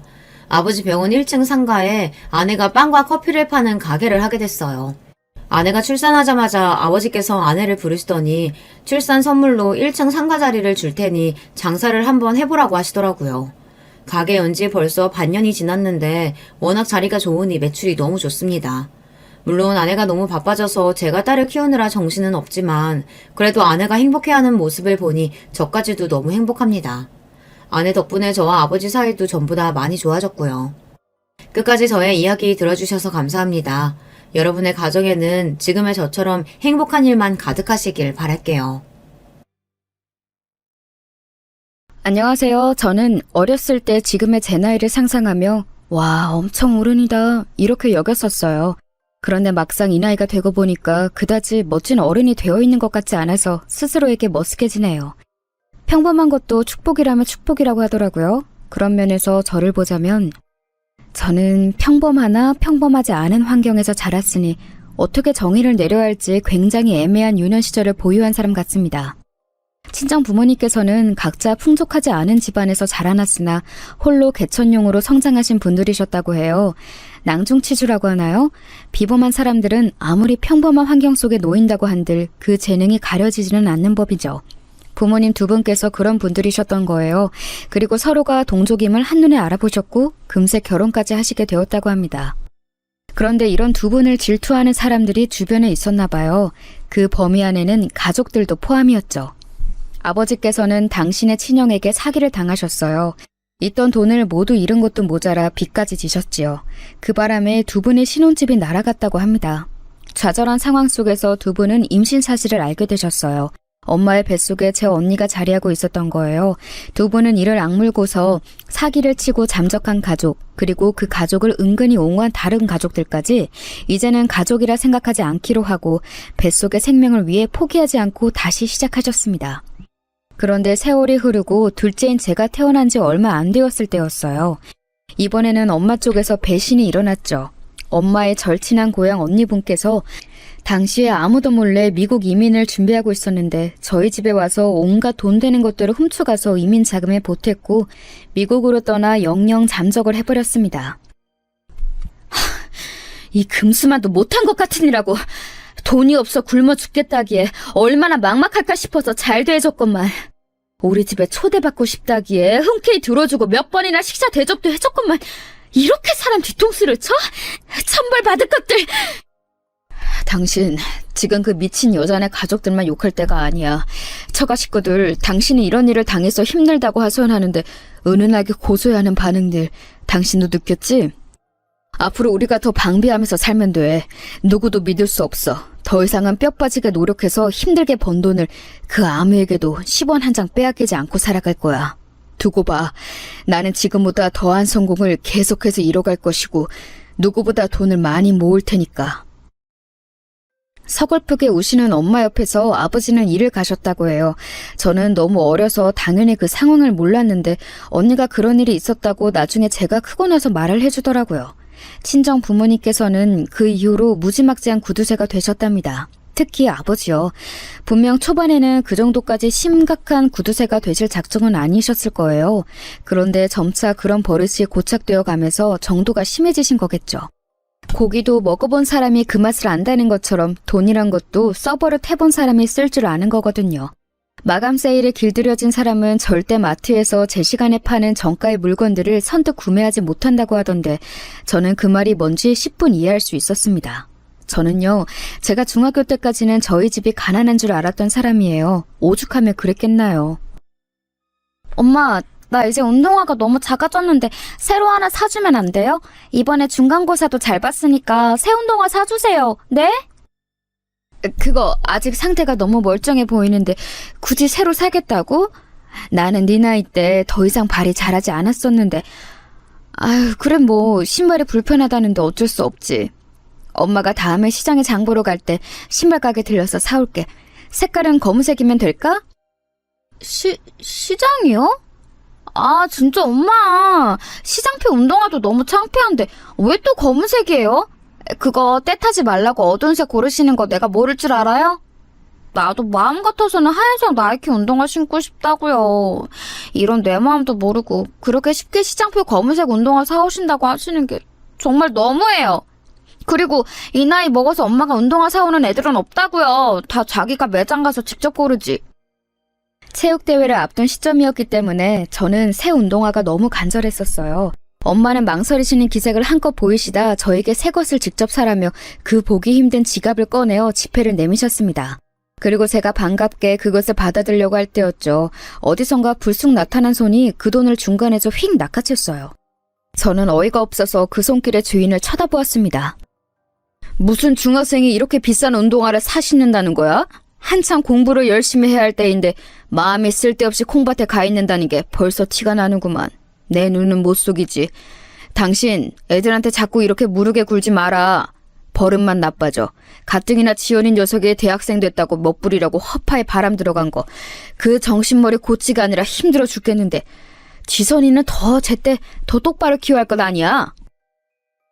제가 보기에는 언니가 친구들에 비해서 쪼들리면서 하는 것 같던데요? 힘들게 아르바이트도 계속하고 그게 어딜 봐서 허파에 바람이 들어간 건지. 너 지금 뭐라고 중얼중얼거리는 거야? 지선이 너 이 녀석 정신 똑바로 안 차릴래? 공부나 열심히 해서 좋은 대학 들어가고 장학금 받을 생각이나 해. 괜한 잡생각이나 하지 말고. 아버지께서는 엄마께서 저에게 주셨던 5만 원 중 3만 원만 도로 돌려주셨습니다. 그걸로 신발도 사고 학용품도 사고 다 하라고 하셨어요. 눈물이 찔끔 나더라고요. 아버지께서 그렇게 나오실 때에는 엄마께서 군말 않고 가만히 계신다는 걸 저는 알고 있었기에 저도 힘없이 수긍할 수밖에 없었죠. 원망스러웠고 서러웠지만 그래도 속으로 어쩔 수 없으니까 라는 생각을 가지고 있었어요. 왜냐고요? 저희 집이 잘못 사는 줄 알았으니까요. 형편이 받쳐주지 못하기 때문에 부모님께서 허리띠를 졸라매실 수밖에 없다고 당연히 그렇게 여겼습니다. 집 있고 차 있어도 어렵게 살 수 있는 게 세상 사는 것이구나. 학교 친구들을 보면 우리 집보다 훨씬 더 좁고 안 좋은 집에 사는 애들도 나보다 매점에서 돈을 더 많이 쓰던데. 집에 차가 없다는 친구도 반에서 한 명 있는데 걔도 나보다 좋은 신발을 신고 다니잖아. 세상의 법칙이란 이해하기 힘들다. 내가 어른이 되면 자연스럽게 이해할 수 있게 되는 걸까? 그런데 제가 어른이 되기 전에 그 비밀을 알아버렸어요. 제가 대학 입시 때문에 너무 스트레스를 받아서 어느 날 언니에게 상담을 청했을 때였습니다. 명문대학을 목표로 잡고 있는 것도 저에게는 압박으로 다가왔는데 거기에다가 장학금까지 노려하니까 더욱 숨이 막힌다는 얘기를 제가 꺼냈었죠. 저희 집에는 4년 내내 그 비싼 학비를 감당할 경제력이 없을 거라고 여겼으니까요. 그런데 언니가 진짜 기가 막히고 코가 막힌다는 표정을 지으면서 저한테 이런 말을 하는 게 아니겠어요? 야, 지선아, 너 지금 진심으로 하는 소리야? 너 진짜로 몰라서 이런 말 하는 거 맞지? 우리 집 가난하지 않아. 오히려 웬만한 집들보다 돈 많아. 그런데 쓸 돈이 없어서 그게 문제일 뿐이야. 뭐? 우리 집이 돈이 없는 게 아니었어? 그런데 쓸 돈이 없다니 그건 무슨 말이야? 나 지금 되게 혼란스러워. 아휴, 우리 집에는 돈을 버는 능력은 있지만 그걸 쓸 생각은 없다는 뜻이야. 우리 부모님이 얼마나 지독한 구두쇠인지 너는 평생을 봐봤으니까 잘 알겠지? 모으는 것에만 혈안이 되신 분들이고 쓰는 것에는 엄청나게 인색하시니까 네가 그걸 바꿔놓을 수는 없을 거야. 그냥 순응해. 그날 언니는 몰랐을 거예요. 제가 얼마나 큰 충격을 받았는지 말입니다. 지금 생각해보면 저는 약간 눈치도 없고 어리숙하고 순진한 편이었던 것 같아요. 그러니 부모님께서 돈 없다, 먹고 죽을래도 없다 이런 말씀을 습관적으로 하시는 걸 들으면서 아, 그렇구나 하고 말았겠죠. 멀쩡한 아파트에 살고 있는 것 자체가 사실은 가난한 것과는 거리가 먼 것이었는데 말입니다. 제가 그날 이후로 얼마나 서럽고 분하고 억울해서 부모님과 많이 싸웠었는지 몰라요. 대학을 갔는데 용돈을 벌려고 아르바이트를 하느라 허덕이는 제 자신을 보면서 부모님 원망도 많이 했었고요. 특히 아버지와 대립을 많이 했고 옆에서 네가 이해해 라고 저를 다독이시는 엄마도 짜증났던 것 같아요. 자존심 때문이라도 그냥 손 안 벌리고 저 알아서 살고 싶어지더라고요. 외국계 회사에서 일하던 언니는 어쩌다 보니 그 본사가 있는 해외에서 일을 하게 되었는데요. 그러더니 거기서 형부를 만났고 자리 잡게 되었습니다. 형부가 꽤 유복한 집안에서 자란 인물이에요. 언니는 일적인 능력이 좋았으나 완전히 선남선녀가 만나서 결혼을 한 거였죠. 알아서 인생 잘 사는 언니를 보며 저는 더더욱 더럽고 치사해서라도 부모님께 아쉬운 소리 안 하고 산다는 다짐을 하게 되었던 듯 싶네요. 시간이 흘러 저는 굉장히 수더분한 남자와 만나 결혼을 하게 됐습니다.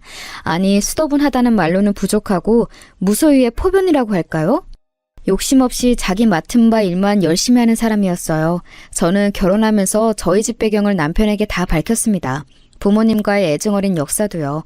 근데 남편 콩고물 부스러기 하나 기대하지 않고 아, 그렇구나 하고 말더라고요.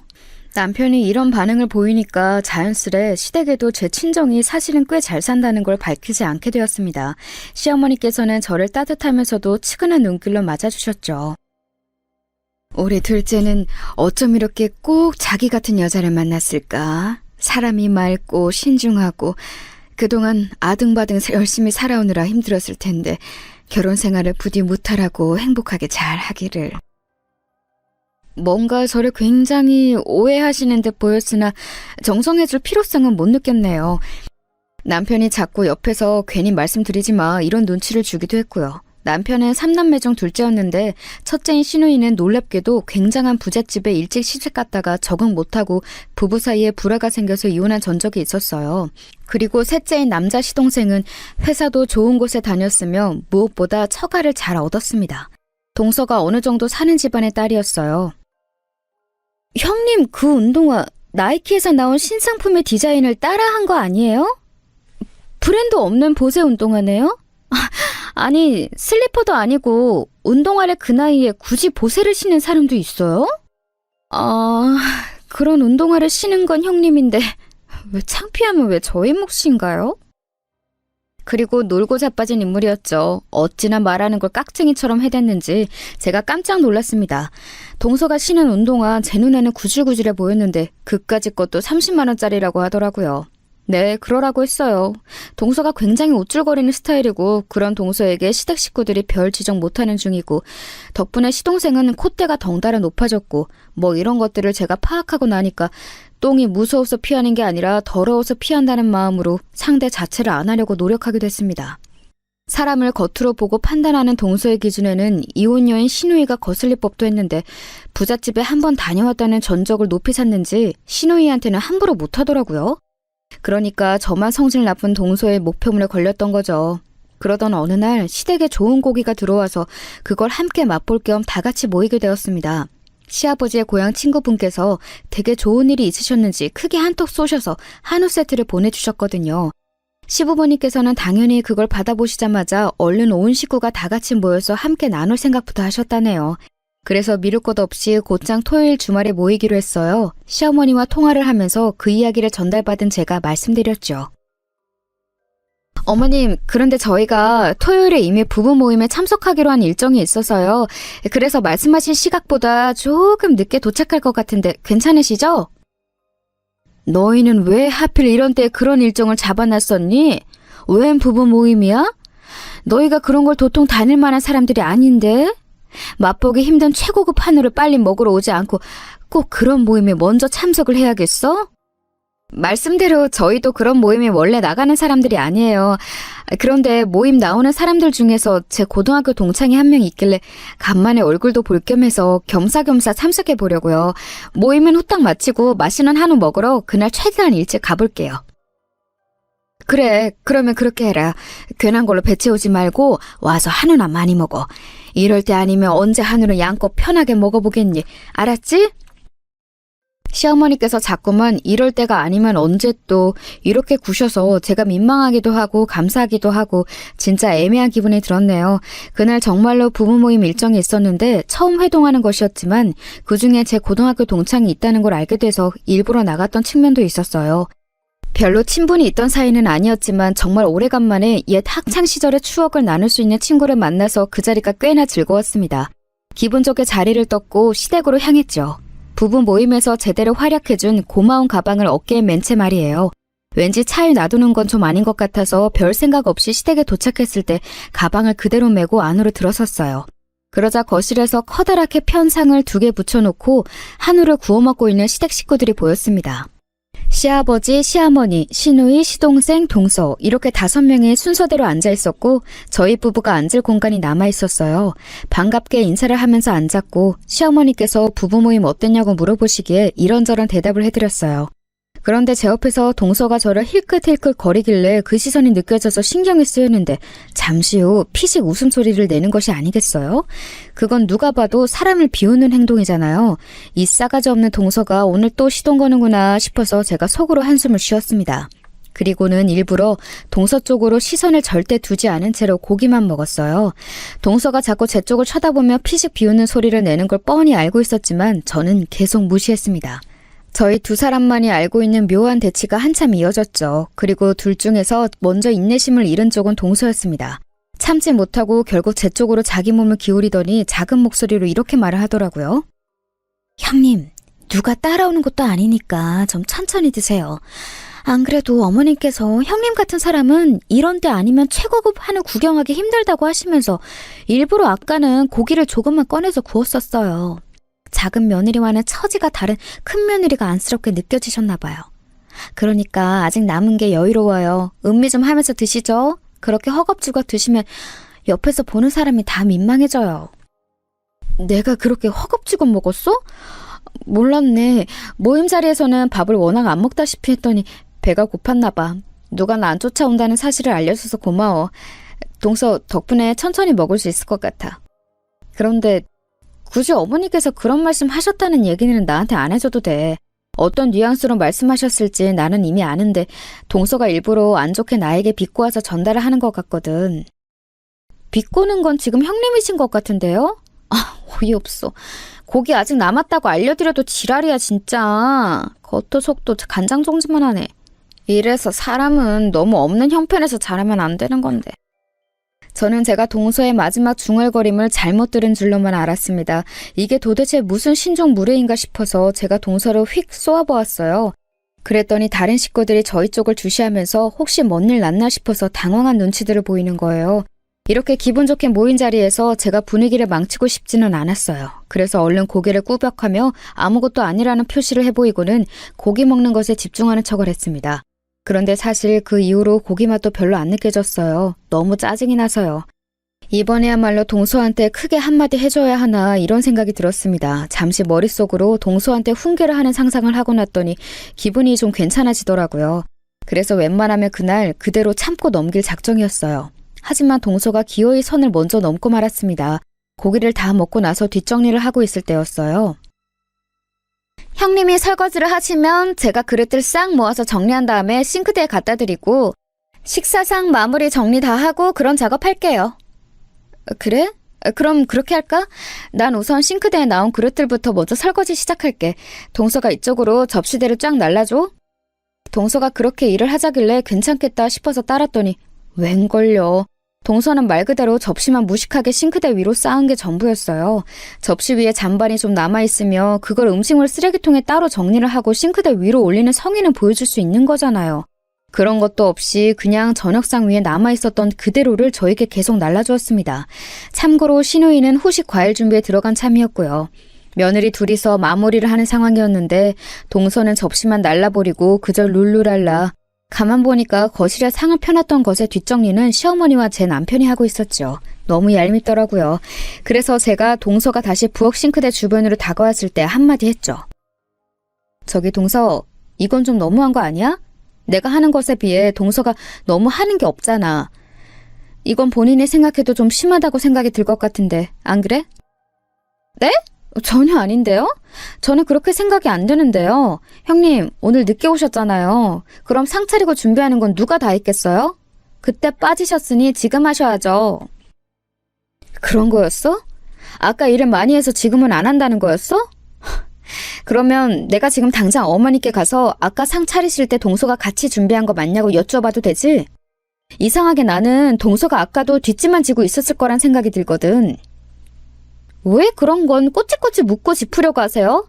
제가 그렇다고 하면 그냥 그런 줄 알면 되는 거잖아요. 어차피 설거지나 이런 집안일 이골이 나게 많이 해오셨을 뿐인데 이것 좀 혼자 하신다고 해서 뭐가 덧나나요?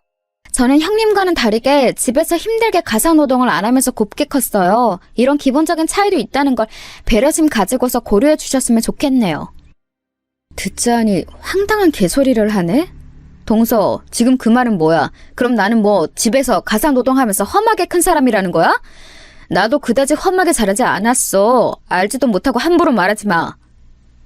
저에 비하면 험하게 자라셨다는 거죠. 딱 봐도 계급 차이라는 게 있잖아요. 뭐? 그건 그냥 넘길 수 없겠는데? 방금 뭐라고 그랬어? 계급 차이? 울컥한 제가 당장 고무장갑을 벗어던질 기세였는데 동서가 사람 약 올리는 표정으로 입술을 실룩거리더니 먼저 자리를 떠버렸습니다.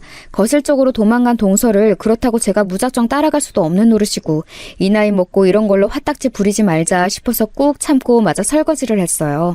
정말 해도 해도 끝이 없더라고요. 상 크게 차려서 먹을 때야 즐겁고 신나지만 뭐든지 뒷정리가 골치 아픈 문제라는 거 집안일 해보신 분들은 다들 아실 거예요.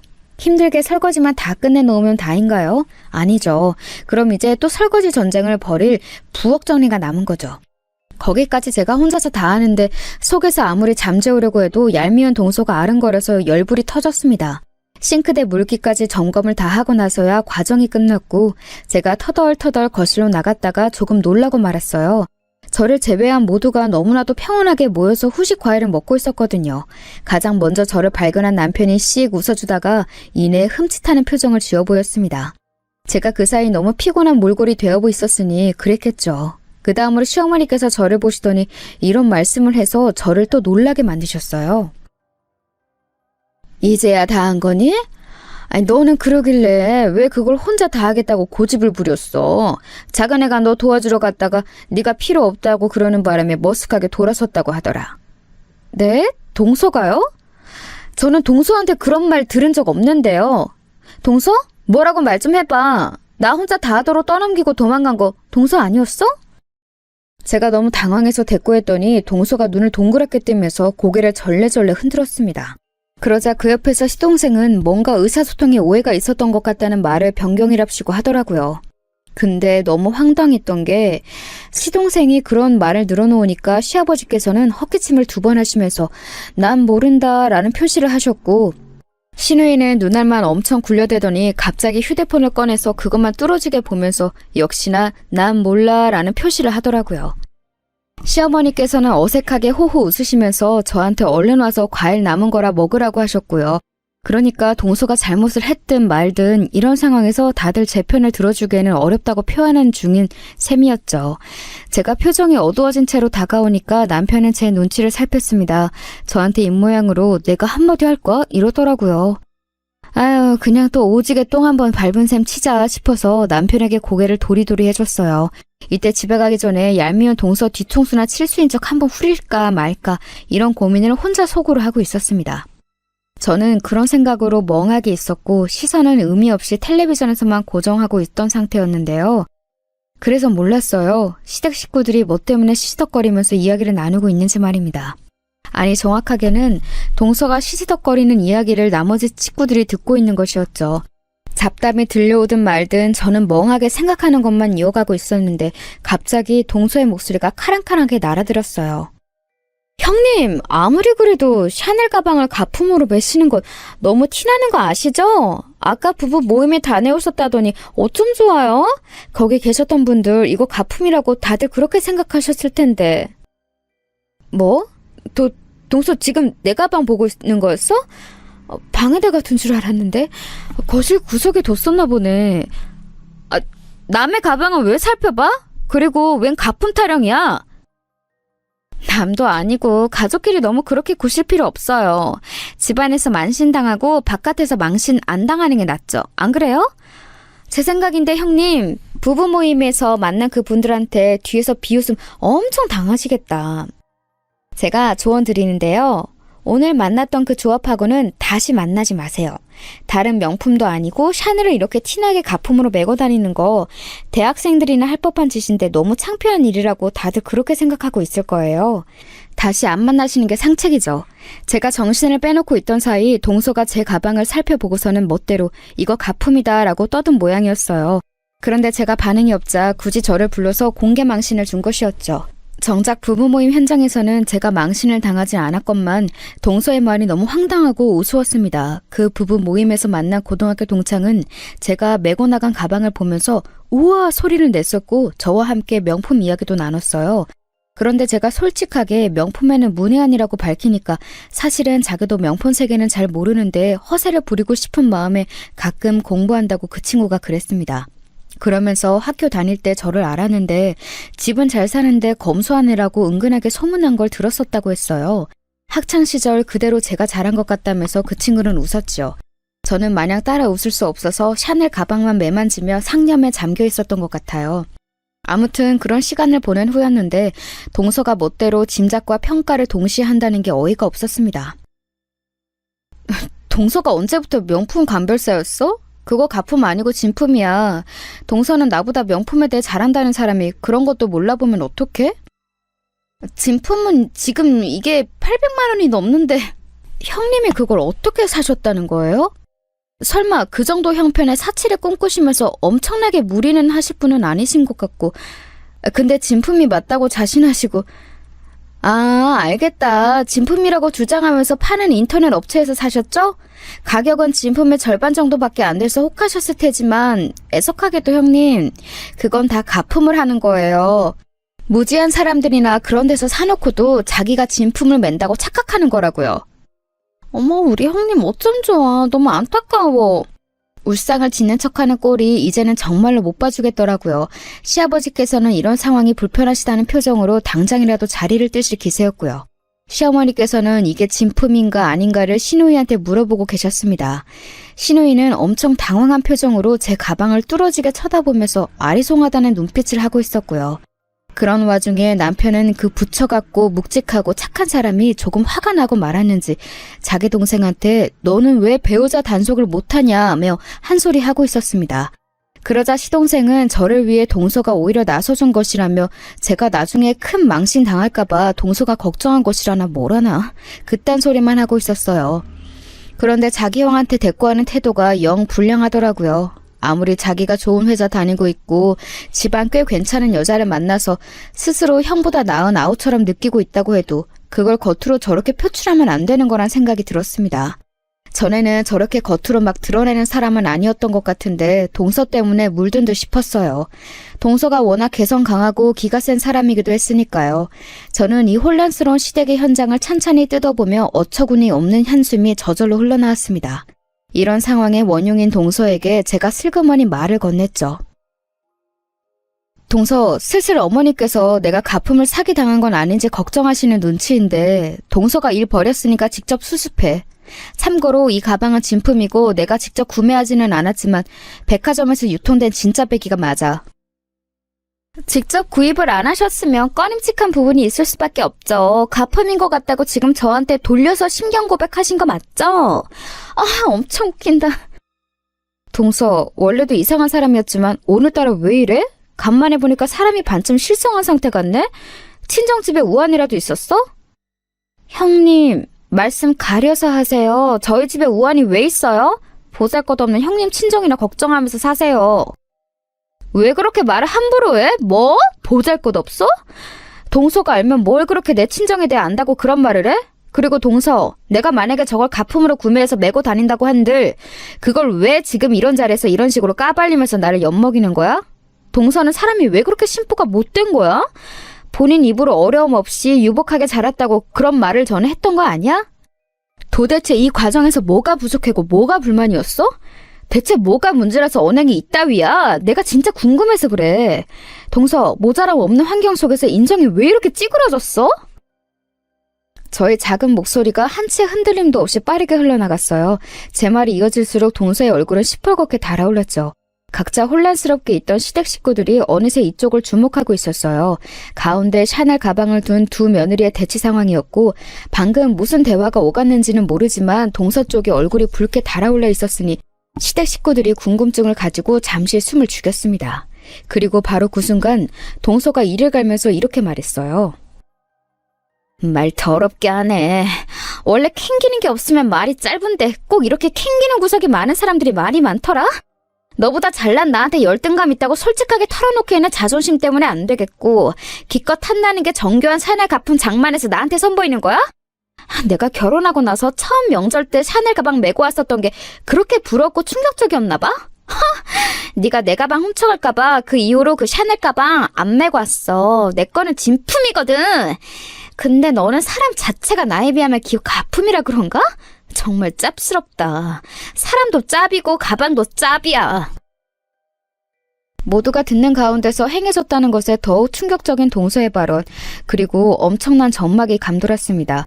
냉소적인 표정을 짓고 있었던 동서는 자기 표정보다도 더 차갑게 식은 공기를 읽은 것인지 아차 싶은 얼굴로 입가에 손을 가져가더라고요. 당황한 시어머니와 시누이가 서로 시선 교환을 하는 것까지 보고 저는 그 문제의 샤넬 가방을 모두가 지켜보는 와중에 탈탈 털었습니다. 그러자 내용물이 거실 바닥으로 쏟아져 내렸죠. 그렇게 해도 제가 원하는 물건이 나오지 않아서 저는 가방 내부의 수납 공간에 손을 넣어서 그걸 끄집어냈습니다. 그건 바로 작디 작은 물건 명함이었어요. 부끄럽지만 저는 부부 모임에서 혹여나 이걸 고등학교 동창 앞에서 쓸 일이 있을까 싶어서 챙겼던 거예요. 그런데 이걸 시댁 식구들 앞에서 꺼내들 줄은 몰랐습니다. 하지만 저는 참을 만큼 참은 상황이었고 결국 본의 아니게 숨겨왔던 그 사실을 알리게 되었죠. 그러는 너도 말 더럽게 많은데? 근데 너 방금 나한테 반말했냐? 성실만 나쁜 게 아니라 너는 판단력도 나쁜 것 같아. 아무리 네가 오만방자하게 굴어도 모두가 묵인해준다지만 그렇게 대놓고 싸가지 없다는 걸 공개해버리면 어떡해? 너만 손해지. 앞으로는 싸가지 잘 챙기고 살아라. 내 앞에서 이제는 주제 파악 잘해줬으면 좋겠고 눈에 안 띄워주면 더더욱 좋을 것 같아. 아니 홧김에 반말이 나간 것 뿐이고요. 형님이 먼저 함부로 제 인정을 논했으니 제가 화가 나겠어요? 안 나겠어요? 주제 파악을 해야 하는 건 제가 아니라 형님이시고요. 잠깐. 근데 이건 뭔데 저한테 주세요? 명함? 왜 명함을 저한테... 코웃음 치면서 말을 잇던 동서는 명함의 내용을 무심코 확인했다가 슬쩍 저를 쳐다봤습니다. 그리고 다시 명함에 시선을 고정했죠. 상황을 보고 있던 시동생이 호기심이 생겼는지 다가와서는 동서 옆에서 그 명함을 같이 들여다봤습니다. 이윽고 신우이가 슬그머니 그쪽으로 가서는 두 사람의 뒤편에서 그 명함을 응시하였죠. 가장 먼저 입을 연 사람은 시어머니셨어요. 아이고야, 내가 진짜 체명에 못 살겠다. 며느리들끼리 사이좋게 지내야지 이게 웬 소란이라니. 근데 큰애야, 너는 뭔 명함 쪼가리를 작은애한테 건네줬어? 어? 저게 대체 뭔데 다들 신중한 표정들이 돼서 빤히 쳐다보고 있다니? 다름 아니라요. 저건 제 친정아버지 명함이에요. 그건 제가 어머님께도 그리고 아버님께도 제 친정 이야기를 정확히 밝히지 못해서 죄송합니다. 그럴 만한 사정이 있었네요. 제 말을 듣고 시어머니께서는 더욱 어리둥절한 표정이 되셨는데 반면 명함을 같이 들여다보고 있던 세 사람은 금세 낯빛이 완전히 사색이 되고 말았지요. 특히 명함을 쥐고 있는 동서의 손이 수전증 환자 마냥 덜덜 떨리고 있었습니다. 이윽고 시부모님 두 분께서도 그 명함을 확인하셨어요. 그러자 남편은 이런 순간이 오는구나 라는 표정으로 저와 눈을 마주치며 조용히 고개를 끄덕였습니다. 이거는 말도 안 되죠. 이게 웬 수작질이에요? 이렇게 큰 회사의 회장님께서 형님의 친정 아버지시라고요? 그럼 형님이 회장님 딸? 있는 집 자식? 금수저? 우리 동서는 표현이 참 다채롭네. 근데 다 맞는 말이야. 나 회장님 딸이고 있는 집 자식이고 요즘 유행하는 표현에 따르면 내가 바로 금수저야. 동서는 무슨 수저야? 계급 따지는 거 좋아하는 것 같으니까 한번 물어볼게. 흙수저는 아니니까 동수저? 아니면 은수저? 아니 저는 계급 따지는 거 별로 좋아한 적이 없고요. 우선 설명 좀 해주세요. 형님이 정말로 이런 친정을 두셨다고요? 그런데 왜 이렇게 사세요? 왜 떵떵거리며 살지 않으시고 너무나도 소박하게 수수하게 이러고 사시는 건데요? 이건 말이 안 되잖아요. 탁 치켜들면서 밖에 나가서 만나는 사람들마다 본인을 우려볼 수 있도록 명품도 휘두르고 차도 좋은 거 타고 다니고 금수저인 거 팍팍 티를 내면서 자랑하고 그렇게 사셔야 맞는 거잖아요. 근데 아무튼 이건 말이 안 돼요. 형님이 금수저 집안 사람일 리가 없어요. 그쵸 어머님? 제 생각과 동일하시죠? 동서가 몸을 부들부들 떨면서 얼굴을 아주 귀신이라도 본 것 마냥 공포에 질려가지고 말을 했는데요. 시어머니께서는 동조를 하지도 안 하지도 못하시고 아연실색으로 제 눈치를 살피셨습니다. 당신께서 보아오신 것이 있기에 제가 잘 사는 집안의 딸이라는 걸 받아들이기 어려우신 상황인데 제 남편이 초연한 얼굴로 있었거든요. 만약 제가 거짓을 말하는 것이었다면 남편의 표정이 그러진 못했겠죠. 그런데 늘 묵묵하고 거칠에 싫어하는 성격의 아들이 그런 표정으로 있으니까 시어머니께서는 직감적으로 진짜 부자 맞구나 라는 느낌이 오셨던 것 같아요. 갑자기 머리가 어지러우신지 이마를 짚으셨고 신우의 부축을 받아서 소파 구석에 몸을 기대 앉으셨어요. 내도록 말씀을 안 얹고 계셨던 시아버지께서 놀란 목소리로 한마디 거두셨죠. 사돈댁이 설마 이런 집안이었다고? 나는 여태껏 박하 사돈께서 일찍이 건강상 문제로 직장을 그만두시고 소일거리나 하면서 그렇게 사시는 줄로만 알았는데 그런데 이런 회사의 회장님이셨기 때문에 일반적인 출퇴근 업무를 안 하신 거였어? 이럴 수가. 그간 대체 이런 엄청난 사실을 왜 숨긴 거냐? 무슨 이유로? 숨기려고 했다기보다는 굳이 말씀드릴 필요성을 못 찾았던 것 같아요. 하지만 아버님, 어머님 입장에서는 제가 숨겼다고 느끼시겠죠. 죄송합니다.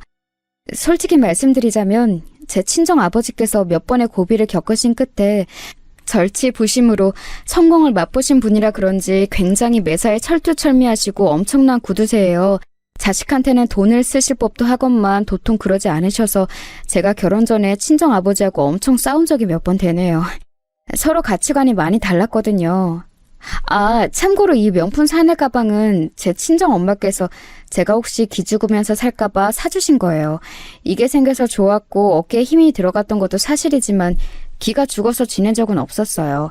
친정 아버지께서 지독하게 인색하시고 저와 가치관이 너무나도 다르시지만 속으로는 자식 미워하고 사랑하시는 분인 걸 제가 알고 있거든요. 그렇게 말을 하면서 희한하게 저는 머릿속으로 제 친정 부모님 두 분의 모습이 그려졌어요. 살면서 그토록 두 분이 애틋하게 여겨진 적은 없었던 것 같네요. 제 이야기를 듣고 동서와 시동생이 시선 교환을 하면서 난처한 기색을 숨기지 못했죠. 그러다가 동서가 눈에 보일 정도로 마른 침을 꿀꺽 크게 삼키더니 이렇게 말을 하더군요. 알고 보니 엄청난 배경의 주인공이셨네요.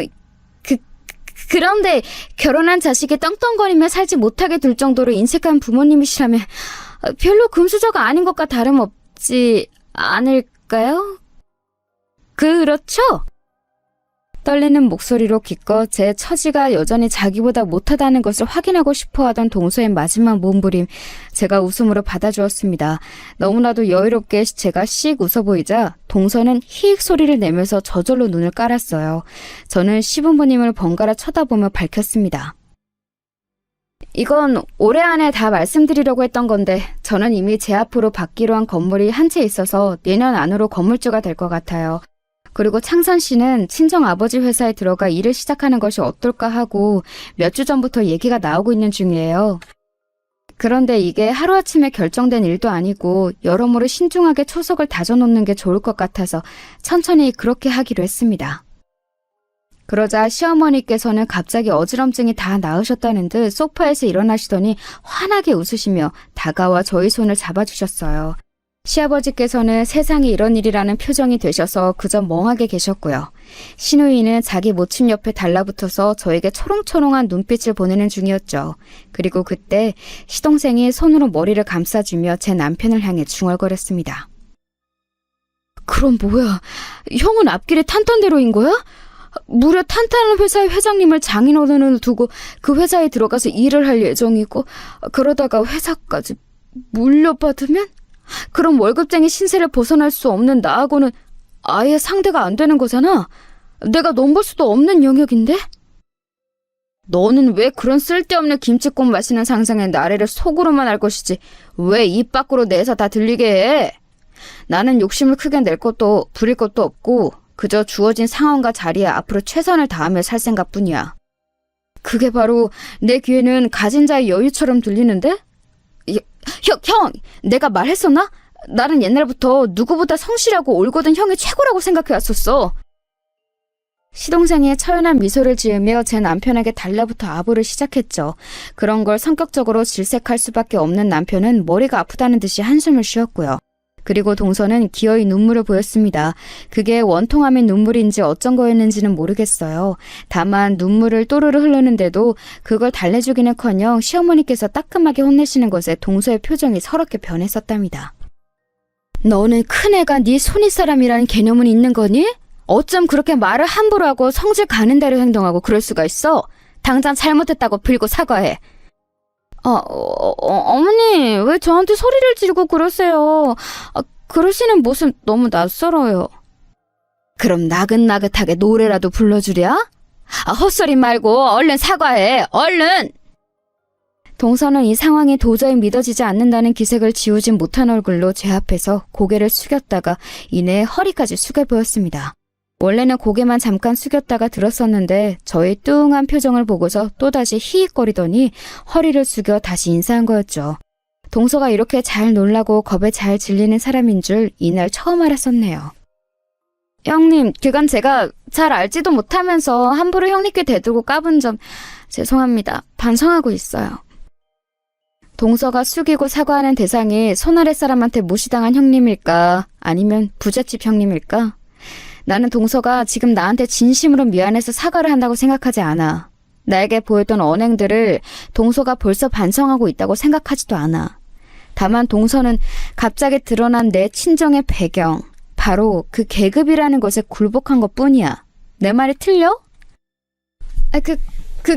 그러니까 저는 진심으로 죄송하다고 생각하고 있어요. 동서는 오게 됐지만 제가 코웃음을 치니까 정곡에 찔렸는지 금세 입을 다물어 버렸습니다. 풀이 죽은 그 모습 꽤 볼만하더군요. 만약 제 친정 집안이 부자가 아니었다면 동서가 당장 이렇게 저한테 사과를 했을지, 시어머니께서는 당장 사과를 종용해 주셨을지, 이런 부분들을 짚어봤더니 기분이 좀 묘했습니다.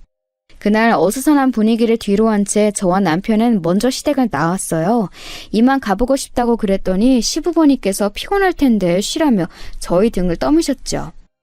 현관 밖까지 마중을 나오려고 하셔서 저희가 한사코 만류를 해드렸습니다. 집으로 가는 길 제가 남편한테 웃으면서 물어봤었어요. 삼남매 중에서 이제 어떤 것으로 따지든 서열 1위로 올라선 기분이 어떠냐고요. 그랬더니 남편이 뭐라고 했던 줄 아세요? 정말 짧게 한마디. 딱히 라고 했습니다. 제 남편이지만 너무 웃긴 사람 같아요. 저는 어쩜 이런 사람을 만나 결혼을 했는지 모르겠어요. 이렇게 지나칠 만큼 우직한 사람이기 때문에 오히려 저와 천생연분이었던 것 같아요. 왜냐하면 시간이 흘러 결국 남편은 친정아버지 회사로 들어가 일을 시작하게 되었는데요. 아버지께서 점점 더 당신의 사위를 마음에 들어 하셨어요. 회사에서 한 자리 차지해볼 그런 욕심 남편은 안 낼 사람이거든요. 그게 아버지께서는 무척 인상 깊으셨나 봐요. 묵묵하게 내 처가는 내가 돕는다라는 생각으로 일하는 남편을 보면서 아버지께서는 처음에 당황도 하셨다가 점점 마음을 여신 모양이었습니다. 사위가 이렇게 괜찮은 인재인 줄 알았다면 내가 진작에 불러드렸을 텐데. 어쩌면 내 회사니까 내가 쥐고 어떻게든 더 오래 해보려는 나의 욕심이 이런 좋은 변화를 여지껏 막고 있었던 걸지도 모르지. 이 나이 먹고 인생을 문득 돌아보니까 반드시 내가 정답일 수는 없겠다는 생각이 들더구나. 정말요? 아버지 입에서 아버지가 정답이 아닐 수도 있다는 말씀이 나오는 날이 올 줄이야. 와, 세월이 흐르고 모든 나이를 먹는다는 게 꼭 나쁜 것만은 아니네요. 지선이 너, 네 시댁에서 이제는 떵떵거리며 지내고 있는 건 맞지? 내가 카드도 줬으니까 네 시댁 앞에서는 하여간 떵떵거리는 모습 과시하면서 지내도 돼. 예전에 하도 동서가 떵떵거린다는 표현을 써서 제가 질렸었는데 이제는 아버지가 그 말을 쓰세요? 제가 동서 일로 소갈이 했었다는 거 뒤늦게 아시고 자꾸 신경 쓰시는 건 감사한데요. 이제는 해결된 지 오래니까 걱정 안 하셔도 돼요. 세상에서 저한테 가장 잘해주는 존재가 제 시댁일걸요? 제가 웃으면서 아버지께 말씀드렸어요. 과연 저는 그날 이후로 시댁 식구들의 극진해진 태도를 마주하며 살고 있었답니다. 특히 두말할 것도 없이 동서요. 제 집안 배경이 밝혀진 이후로 두문불출하여 저를 피하더니 어느 순간부터는 생각을 바꿨는지 저에게 아주 공손하게 행동을 하더라고요. 사람이 얼마나 겸손해졌는지 몰라요. 그런 변화가 딱히 싫지는 않아서 그냥 두었답니다. 제 이야기 들어주신 분들 모두 좋은 일만 가득하세요.